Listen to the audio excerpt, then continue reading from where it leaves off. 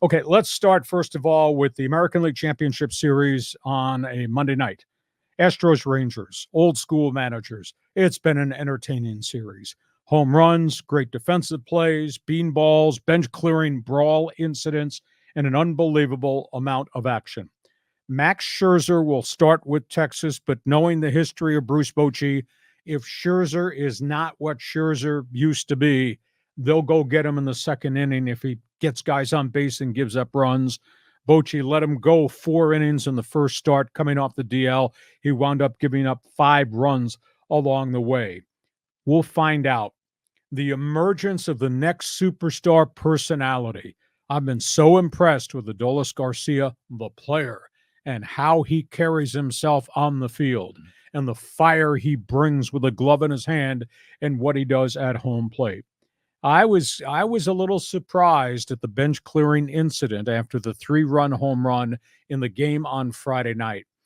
But you know what? The personality of that guy at bat and the personality of some of those other players probably was a festering point for why that happened. Odalis hit a 3-run home run that put Texas in the lead.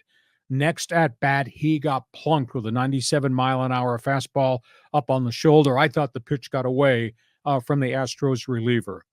He didn't go to the mound. He turned around and said something to Martin Maldonado, the catcher. Mm-hmm. There's history between those two guys dating back to a plunking that Garcia had during the course of the season.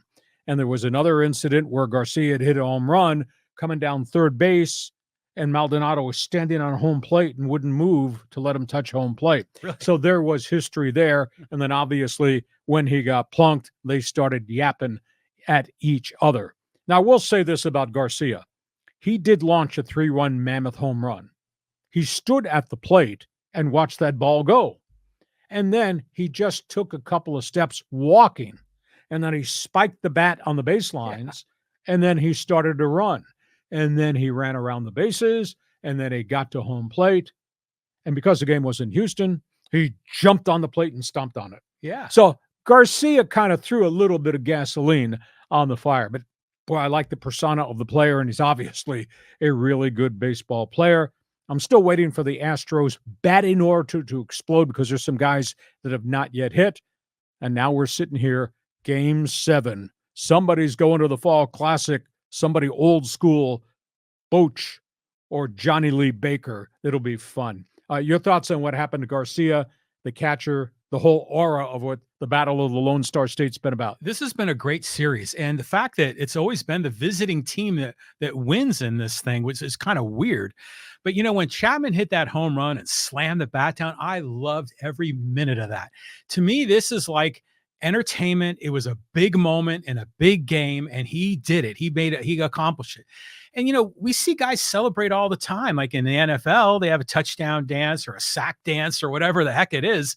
Why not let these major league ball players, you know, it's still that old school mentality. You don't show up the other side. Well, that's just BS. This is entertainment. This is big money. Go out there and make a show of it. But that dude is a legit player too. Oh, yeah. You know, and so I give him huge credit. I didn't think the Rangers had a chance in this series. And now here they are on the brink of maybe going to the World Series. Okay, we go.